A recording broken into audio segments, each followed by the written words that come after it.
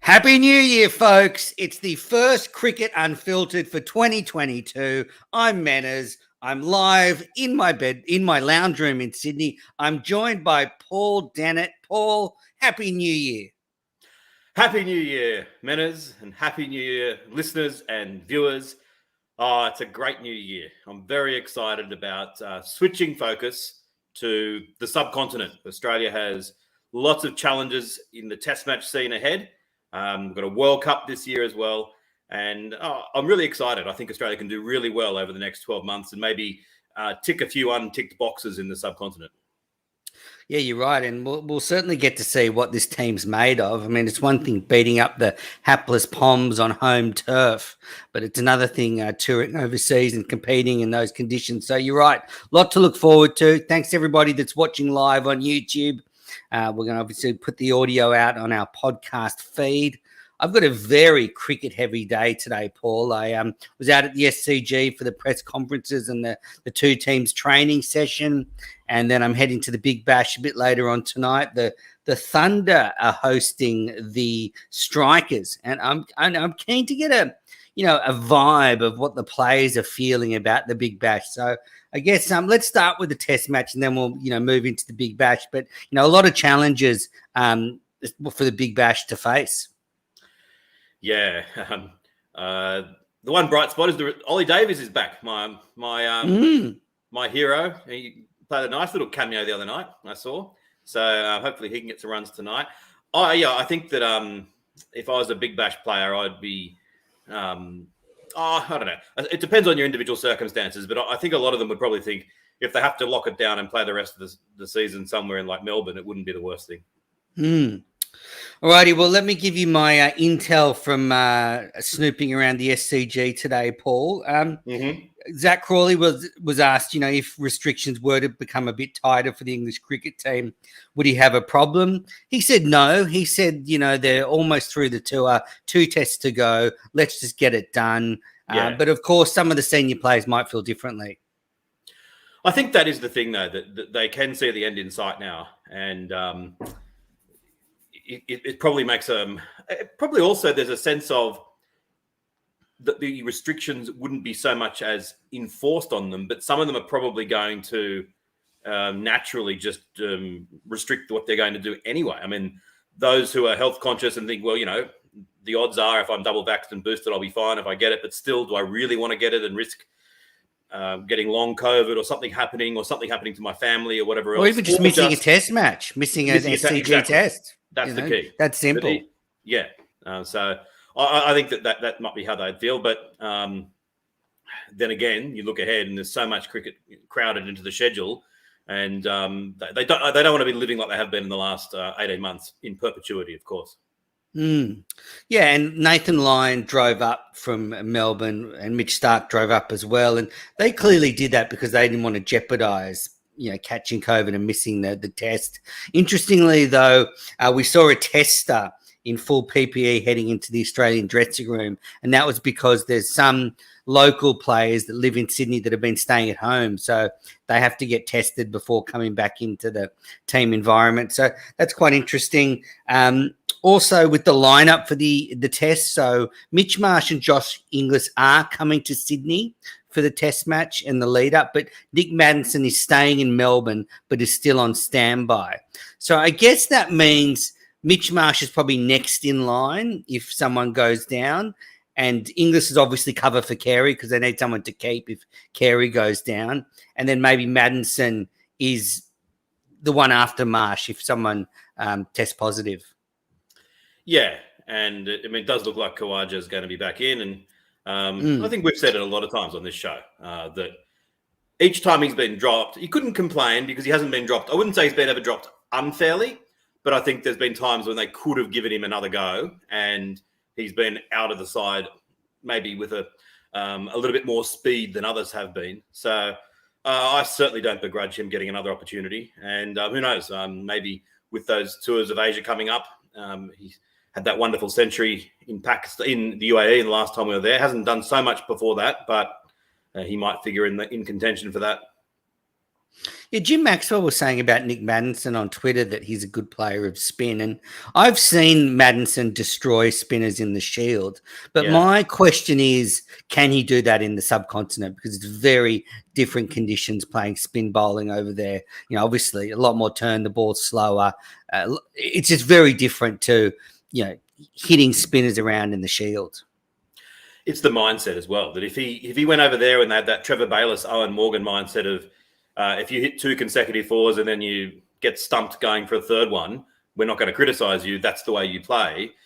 That's one thing. But in a test match, all of a sudden, if we've lost 2 or 3 quick wickets and the spin just takes on that almost impossible set as it does in India, it's very difficult to start playing your shots with freedom. You play a big shot, get out, and the criticism will come. So I take your point.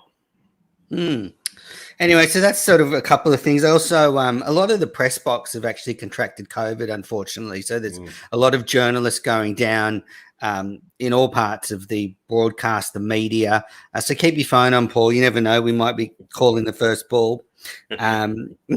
So, yeah, and then I sort of heard a few mutterings of people about, you know, why is the series really going on? It feels like it's going to be a bit hollow now.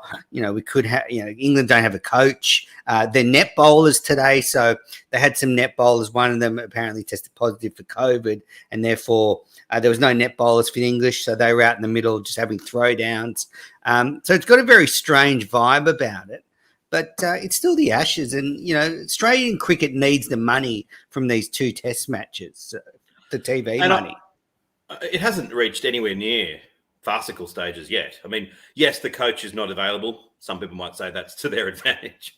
But they're all still pretty much going to be first choice. If anything, it's Australia that's going to have our second player missing as a result of it. If we got to the point where they were having to call up players from the Big Bash and here, there, and everywhere, then you could start to say, okay, it's getting farcical now. But that's happened in the past. You know, when World Series cricket was on, Australia's A and B sides were playing World Series cricket. We had a third side in there. Who was it? Sean Young, the Tasmanian, happened to be playing cricket over in the '97 Ashes and got a Test match. Yeah, he played in the 6th Test. Yeah, it's not, as you say, it's part of cricket's folklore. Yeah, and back in the early days, the England sides that would tour Australia were often just whoever wanted to go and who thought they could make a bit of money out of it. They're often sides that were missing plenty of their best players. The 1912 Australian sides, I think the top 6 all refused to go because of a contractual dispute. So it's not as though it's always been the very best of the best. And so, and look, if they did have to mine some of the BBL players for England, they're fairly much of a muchness, some of those guys. Like if James Vince came in for any of the top few from England, it's kind of, their records are very similar. Alex Hale should come in. He's not Owen Morgan's not here to keep him away, so why not? Just because he likes a bit of the gunge on the side, you know, bring him back in. So that was obviously a joke. Just clarifying. So yeah, look, it's not good. And going back even more history, it's not always been 11 v 11. You know, you go back to really some of the early Ashes encounters. Sometimes there was, you know, 13 would turn up, 14. And so I reckon we could let England play with a couple of extra and just maybe even up the contest. No. Well, that's in like the Ashes has always been 11-11. Well, turn of the century cricket. You know, when the Poms would come, there'd be 18 v 11. Maybe even further back. But what I'm saying is we could let the Poms, you know, roll up with 15 to give us a good game. Yeah. 1861, when England first came out, they had most of their games, the Australian sides had either 18 or 22. Exactly. And that was a feature for several tours. But those matches weren't Test matches, and they weren't even given first-class status. So, well, they should. You know, let's not disparage our brethren from the 1800s too much. So you get my point. Like we could let the English roll out a few extra if they really get stuck. And I made the joke, and it's true. Like it's going to be fun turning up at the SCG every day and just seeing who's playing. Because you know what if like one of the players is like 90 not out at stumps, and then you rock up the next day, mate, he's wiped out. There's another one gone. Does the next player come in pick up at 90 not out, or do they start at like 10? How does it work? If they're 90 not out. I think if they were then ruled out, I think they'd have to be out. Yeah. So there you go. That's what I'd imagine. So I'm embracing the madness of this test. Oh, no, actually, no. Yeah, it's a good question. I think, I think they'd have to be out. Anyway. You'd be dirty if the guy resuming at 90 not out, subbing in for you got the ton, you know. Knock an easy 10 and it's a test ton. Unfortunately, Glenn McGrath, Pigeon, has contracted COVID ahead of the pink test. So he was due to do a media appearance tomorrow. His regular yearly chat at the SCG ahead of the pink test and obviously the third day, Jane McGrath Day. But unfortunately, he's got COVID. He'll be in isolation. It works out that he could come out the day before the third day. But obviously, if he's got symptoms I'm not sure he'll feel comfortable coming to the SCG and doing a number of appearances. Who knows? So that's a bit of a shame. Yeah, it is. And David Boone has it as well. And, the thing is that enough of these people get it. And we talk about it in terms of, oh, well, they're going to be unavailable for various things. Hopefully they're all been double vaxxed and boosted and they'll be probably fine. But if enough of them get it, one or two of them probably get quite sick. So hopefully that doesn't happen. Yeah, of course. So, I mean, I think the Ashes, these two tests should just be good cricket. I can see why some people maybe are a bit lukewarm about them because it's 3-0. There's, there's plenty of excuses now. If England get towed up, they'll just say, well, we were in difficult conditions. If Australia lose a couple at the end, I don't know. To me, it's just a bit of fun now. Yes and no. I mean, obviously, I'd rather it to still be the Ashes still alive. But you look at some of the supposedly dead rubbers in the past, like Steve Waugh's last ball 100, that is almost the most famous moment in Australian cricket of the 21st century. That was in a dead rubber. It was Australia was leading that 4-0. I think that more is made of that. I remember last time around Kevin Peterson going on that, nothing matters now. You've lost the Ashes. Nothing matters. I wouldn't go that far. I still think a test match, especially between Australia and England, especially at the Sydney Cricket Ground, and then at the at Bellerive, its first ever Ashes test match, I still think that there's a lot on the line. I think you misconstrued what I'm saying. I think I think it's just going to be, you get those magic moments, but I can see why people like the broader context probably, is not that important. But as you say, you get those fantastic moments. I never forget Warner a few years ago against Pakistan, a dead game. He hit 100 before lunch. It was magic stuff. You're right. I heard you saying on the radio today, excellent spot on SEN, that if Australia were to cough up the last two tests and it finished 3-2, it makes the series look a bit different. Yeah, and I was phrasing that off the back of people saying that we should pick Mitch Swepson for this match purely to give him experience looking ahead. Now, Mitch Swepson's a much improved bowler, and I per se, sort of prima facie, I have no problem with him being in the side. I think he's worthy of being a test match bowler, but I'm uncomfortable with Australia picking anything other than their best 11 to win this game. That's the only consideration that they should make, because, as I said, it's certainly not beyond the realms of possibility for England to have a good game. They're not hopeless. They've just had a tour where a succession of bad things have occurred, and fundamentally they're not as good as Australia, especially in Australian conditions. But if that was that Steve Waugh test match that I told you about, England ended up winning that game because they got to bat first on the SCG, and by the time of the fourth innings, it was very difficult. So if England won this next test match and then got favourable conditions for the day-night game in Hobart and won that as well, it would look different. 3-2, the triumphant glow that Australians had would be somewhat muted. Nathan Lyon was asked about picking Swepson, and he actually echoed what you said, that he thinks we should just play the best team for the match. It doesn't matter about the subcontinent later in the year. He said the pitch hasn't turned much in the last 2 years, so he's not sure. But Zach Crawley looked at the pitch and then was asked about it and said that he thought it would turn not quite as much as Adelaide, but there'd be more turn than the last match. So hopefully it does. I mean, I was disappointed with the test match pitch for the last Ashes in Sydney. I thought it was a bit lacking in life.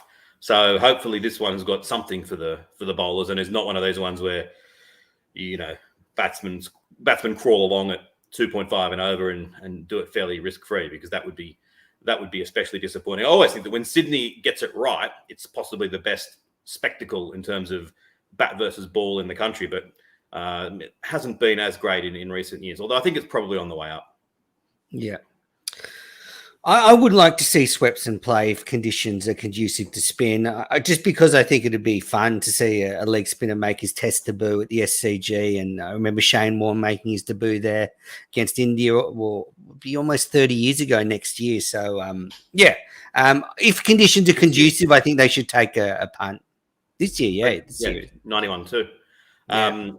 Yeah. I mean, again, I think if it's the right thing to do, then do it. But the notion that he needs to get his debut out of the way because debut games you can't be relied upon to perform, someone should tell Scott Boland that. Like, imagine if only we'd given him a test match before the MCG, he might have taken all 20 wickets at the MCG. Jason Frazier did okay as well in his test debut. It was his only test, wasn't it? What about what are you looking forward to then in the Sydney test? Well, hopefully it goes off without a hitch, and hopefully it does give a bit of life and a bit of spin. I think the weather forecast is better than people think. I always say that, and I'm often proven right, and then other times I'm staring at the rain and thinking, I wish I hadn't made these overly positive prognostications. But in my endless battle to get a weather app that I trust, Robin Chipperfield recommended the BBC app, and I never considered that, given that, it's not necessarily a meteorological website, but I've come to really trust the BBC hour-by-hour forecast, and it's actually not that bad. So what I'm looking forward to is a result.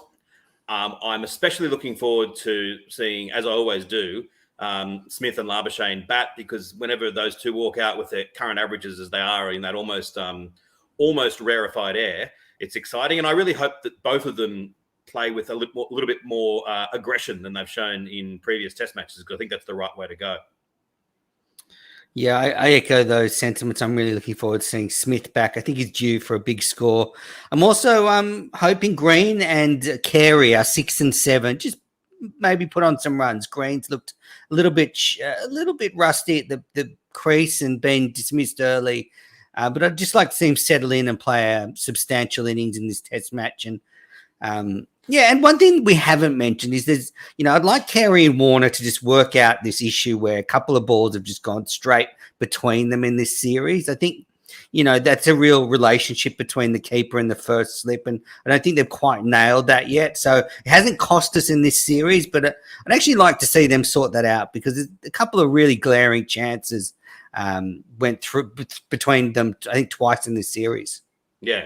And each time I thought Maxwell would have caught that, whether he's that keeper or first slip. Well, the thing is, Carey was sort of wrong-footed and that didn't even try. That was the thing. I mean, I've never been a wicketkeeper, and so I can't say it with great confidence, but I always think that the keeper should feel like they can dive with impunity.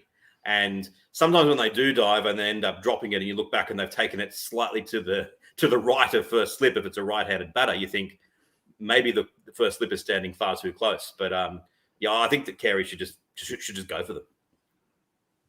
Yeah, agree. You're better off going for them. Or anything you want to add to the test match, Paul? No. I think that it'll be interesting to see what type of crowds turn up there. As I understand it, there's no artificial limitations on the size. Is that right? I haven't heard of any limitations, but judging by the way the city is at the moment, it's pretty dead everywhere. So I don't know. I can't see. Can't see big crowds. But 15,000, 20,000 at the SCG is still that's enough to give it some life. As much in the way that 40,000 at the MCG, particularly on that second afternoon, sounded like 80,000. So if you do go, wear a mask indoors, please. Absolutely. I went to the Big Bash 2 nights ago at the SCG, a great game between the Sixers and the Heat. Madcap game. Didn't look like it was going to be a great game, but it was a great game. And there was I didn't see the crowd figure, but it was certainly down on normal Sixers games for that time of year. But I would say probably, half to 2/3 of the crowd I would expect. So, I think the figures you just said are pretty good. If they can get 15,000 there a day, they'll be doing terrific. I can totally understand why people want to stay at home and not catch public transport and just watch it in the comfort of their own home. Where there's, I can totally get that vibe. Oh, absolutely. To be quite honest, I don't understand anyone who'd want to go in the current. I'll be there every day, and I'm going to the Big Bash tonight. But I'll be wearing a mask the whole time, and I go by myself when I socially distance, so it's pretty easy. I still think that with potential hospitals being overrun and everything else, it's not.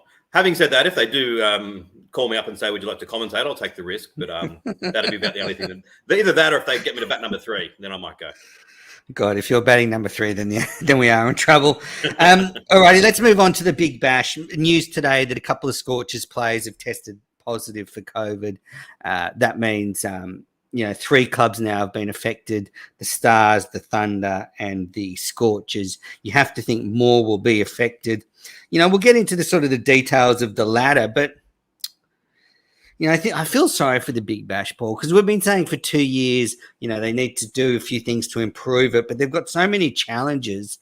Then they're now just dipping into grey cricketers and stuff, which is fine. Yeah, they've just got to do whatever they can, and I think that we've just got to suspend our criticism or not. Maybe there won't be a need for criticism, but when normal times resume, only then will we really get a sense of where the Big Bash is at. I think we all agree it's significantly lower than its peak about 4 years ago, but obviously it's nowhere near as low as the current venue figures would indicate. I heard you say the other week, and I think I might agree with you that maybe and I hate myself for saying this because I always didn't say this, but maybe there is something for going back to a tournament that lasts just for the length of January and the last week or so in December, and not trying to have it a double round robin.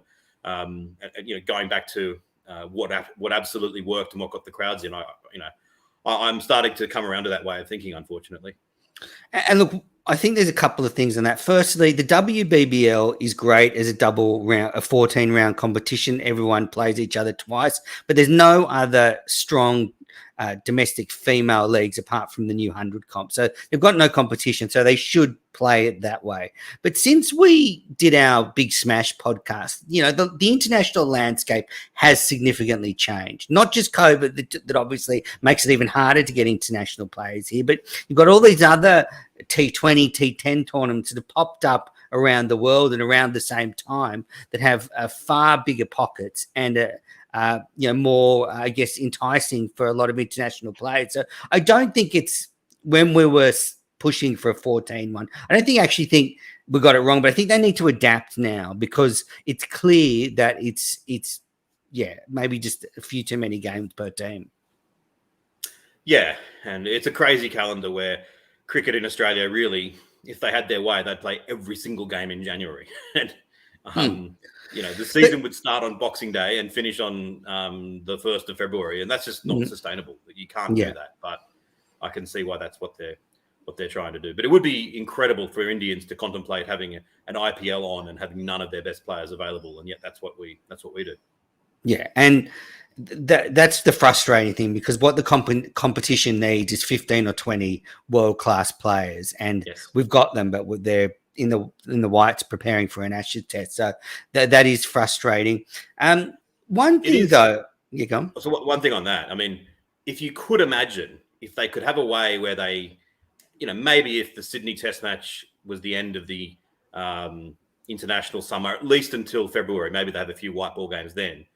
If they could convince the BCCI to allow the Indians to come, and you could have a 4 or 5 week Big Bash with each franchise having global superstars and, currently players who are the bread and butter of the Big Bash struggling to even get a game because the standard is so high, it would be an unbelievably good competition. It would be so much fun. Absolutely. I've actually enjoyed, though, this week's cricket in the Big Bash. There have been some notable performances. Ben McDermott made back-to-back centuries, the first player to do that. The Brisbane Heat have been involved in a couple of epic games. I mean, against the Sixers 2 nights ago, where was it 3 nights ago now at the SCG? I've lost track of the days. They were looked down and out, and it was an absolute thriller. They were bowled out for 105, and the Sixers got there off the last ball. So there has been good cricket. And last night, the Heat, they were 6 for 70 and made 150 and then beat the Hurricanes. So the players have actually been putting on a good show. Yeah. I mean, the highlight for me was that catch of Abbott. I think that's off Lynn. That's up there with one of the best catches I've seen in a long time. I think I'm so glad. Yeah, go. Those are the hardest ones where it's absolutely middled and he had to dive full length. I'm struggling to think of a better catch I've seen than that for quite some time, I think. Absolutely. And I actually was glad because I was there and I decided to go to the members stand, the top deck, and the pitch was quite close and I was quite close and I saw Abbott take that catch and it was just unbelievable. Yeah, like at the ground, it was just incredible. And he said afterwards that his hand hurt a bit, like it was Chris Lynn smashed it. Somehow it just stuck in his mitt. It's been good games. I've got the ladder here, Paul. So at the moment, the top 5, which is the finalists, Sydney Sixers are in top spot on 23 points. Scorchers second spot, 21 points. Hurricanes third, 17 points. Thunder fourth, 16 points. Heat fifth, 14 points. Then you've got the Stars just outside the top 5 on 10 points. And then the Strikers 8 points and the Renegades 7 points. I think the Renegades and the Strikers will struggle. It's not mathematically impossible. The Renegades have lost a lot of players. The Strikers have a good bowling lineup, but I just have concerns about their batting. And the Stars, well, I mean, I feel sorry for them. They're just doing well to get a team out there. So, yeah, I don't know. I mean, I think the Sixers and the Scorchers are the teams to beat. Definitely. I think the Hurricanes on their day could cause some upsets. I think that they're a pretty well balanced side. I was watching. I watched that game in full, the one that was on last night, and I was really impressed with the vibe coming out of the group. This is the sort of thing that I would not normally say because I think these intangibles are sometimes overestimated in their importance. But Peter Hanscom was so relaxed. The coach seems Griffith seemed really relaxed and intelligent. They seem like a side that's playing just for the fun of it, and I think that if whichever of the Scorchers or Sixers finish second probably won't enjoy having to play them if they end up having to play them to make it into the final. And Wade's dangerous. If Wade has a good night, well, that can be it for you. He can smash 90 off 40 balls and can be curtains for your Big Bash season. Yeah, and they need to get Darcy Short playing a few more shots. Yeah, he's really come off the boil. I don't know what's happened to him. I think he should just go out there and just bat like Gilchrist did that day in 2006-7 at the Wacker, where he was struggling a little bit and just sort of just going to hit through the line and go for it. Yep. All right. Anything you want to add on to our Big Bash chat before I get through all these questions from our intrepid viewers from all around the world? No, let's do it. All right. This is just Scott. 11 p.m. in Wisconsin. Pretty pumped for this live show, guys. Thank you. And then he said, Paul made a really good guess with Chicago. It's only a couple of hours away. And he grew up in Coffs Harbour. Thanks for the life story. Now I've got a question for you. No. First of all, let's reflect on his praiseworthiness of me, where I was trying to guess where he was based on his time. And well done. A couple of episodes ago, thinking that he was not on the East Coast, but he was to the next zone of Central Time, which I think that is right. So greetings to Scott in Wisconsin, ex-Coffs Harbour.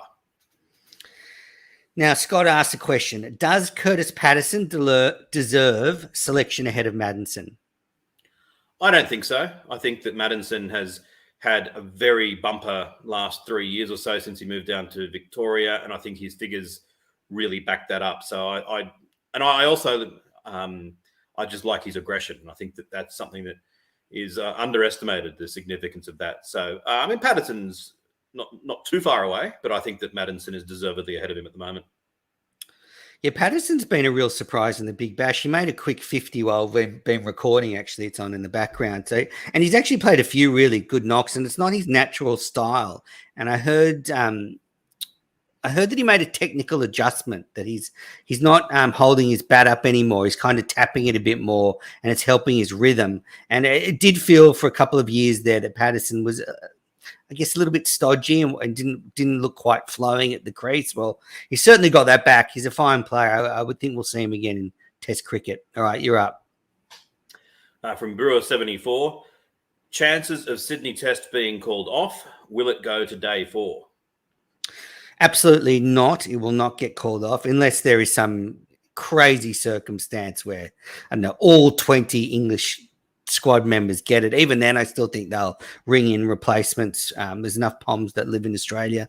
And the reason being, and I heard Nick Cummins talking about this, who's the GM of Cricket Victoria, and he was asked a question on radio, is it, worth playing a Big Bash game at Sydney Showground at 9 o'clock between the Scorchers and, say, the Renegades? I can't remember who it was, and no one's there. What does that do? And Cummins said, well, look, honestly, if the TV companies were there on the pitch giving us $1 million for the game before the toss, you wouldn't ask that question. And I think it's the same thing with this TV, with the Sydney Test. I mean, it's not $1 million for a test; it's multiples of that. So you can just imagine, them, the TV networks closing the case and taking it away when they call off the Test match.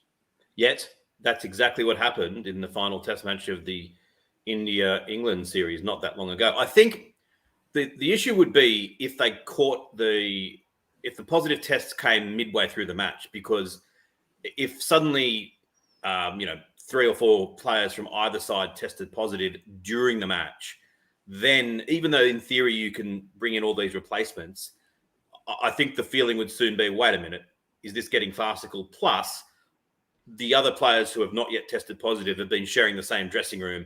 It could get a bit dicey there. But I agree with you. They'll be very, very reluctant to call it off, of course. Yeah.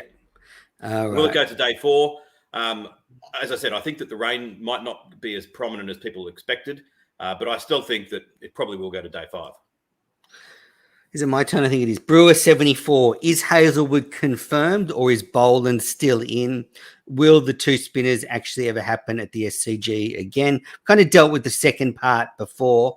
I actually, Nathan Lyon was asked about Hazelwood and said he's doing okay, but he's not confirmed either way yet. I think they'll be very cautious with that type of injury. You don't want to bring him back too soon. I don't think that even if Hazelwood wasn't in, I still think they'd probably go for Richardson ahead of Boland. Is that the sense that you're getting as well? I didn't get much of a sense from them about that. Because I think they've kind of tried to say we do have a pecking order and we want to stick to that. They've been aware of players in the past saying that they felt that there was no rhyme nor reason for selection. So I think they're going to say now, well, yes, Boland had a wonderful Test match, but with the body of work that both of them had put together, Richardson was ahead of him. So one Test match doesn't change that. Yeah, that certainly could happen. Absolutely. All righty. From Scott Martin again, are COVID replacements equivalent to concussion replacements? Pretty much, I think, yeah. And Jose, do you think England will escape with a draw considering the weather predictions? The draw is highly favoured at the moment in speculation. But I think at this stage, if I had to put my life on the line, I'd say that the draw is still the 3rd most likely option. I think an England win is the 2nd most likely option, and an Australian win is obviously the most likely. I think beware the team that has nothing to lose. This English team has a lot of talent, and when you're freed from any consequence, freed from expectation, there's enough talent there that they could surprise Australia. Absolutely, and they, that's the way that they should be playing. Their conservative methods so far have been part of the problem. They didn't bowl first in the Brisbane Test match because they were too defensive. They've pitched a metre shorter than they should have because they've been too defensive. Ben Stokes has a strike rate of about 30 with the bat during the series because he, along with most of them, have been too defensive. If they come out and play with judicious aggression, then their chances of winning will substantially improve. And last one, Jose, as per Sydney Morning Herald this morning, Boland will be retained. Well, we'll see. We'll see what the captains say tomorrow at their press conferences. But yeah, I know that if Richardson has any niggle, they won't risk him. He had too much of a long layoff the season before last. So they certainly wouldn't rush him back. Alrighty, Paul, anything you want to add before we go? No, just that what I was saying at the start, that looking ahead beyond these test matches, it's a very exciting year. If everything can come together, that just talking purely in terms of test matches, that we've got the tour of Pakistan with 3 tests in March and April.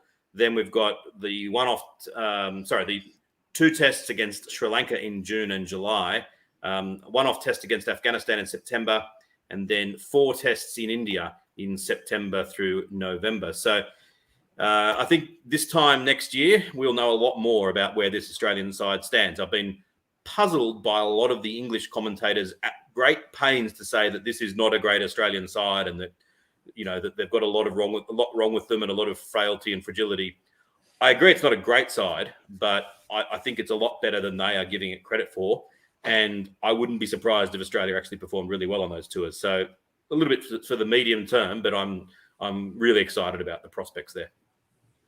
I mean, I'm excited just for Australia to go on tour. They haven't gone on tour and played Test cricket since the 2019 Ashes tour. And there's obviously COVID's the main reason, but I would love to see Australia play in foreign conditions.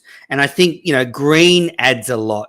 It really gives us a real, a real way we can structure the side, you know, and cover all the bases, play 2 spinners. And you're right, it's going to be great. Providing that when he bats in the subcontinent, he's not going out there scoring 8 off 42, because there's no future in that. He's got to bat with, especially on those pitches where 30 or 40 is a good score, use his height and really give the ball a bit of a crack. Yeah, KP style, foot down the wicket, bang. Bang. Just that easy with the ball turning square, with Ashwin turning it square, Jadeja at the other end, and then Bumrah and Shami when you get through them. Yeah, no, just belt them. That's the way. Yeah. So easy. All righty. Well, after that insightful bit of analysis, I'm going to be every day of the test. So, Paul, I guess we'll have to record Cricket Daily a little bit later to give me time to get back from the ground. Or yeah, you could just do it on the ground. That'll be good. I will try for that. I mean, they're not paranoid about biosecurity at all anymore. I mean, just do it. It is yeah. There might even, I don't even know if there's a whole sort of broadcast section that's kind of sectioned off now because they obviously don't want any cross contamination. And, I usually love the socializing at test match in the media box, but now, you've got to recognize who it is behind the mask. And then by the time you've done that, they're gone. So it's just like, okay. Isn't your normal modus operandi to pick all the English journalists out you can and walk up and say something offensive to them? Not today. There was only a few, and they look pretty broken. Like normally when they get to Sydney for the 5th test, they're pretty downcast. I think a lot of them are just happy to be out of England because it's a lot worse there than it is here. And look, 2022, I'm being friendlier. I'm getting into NRL. A lot's changing. So yeah, it's going to be a good year. Stay tuned to NRL Unfiltered in March, everyone. I think that's taken. I think we want to call it my first NRL season or my only NRL season or something. Anyway, that's a project we're working on in the background. Thanks, everyone. See you, Paul. See ya.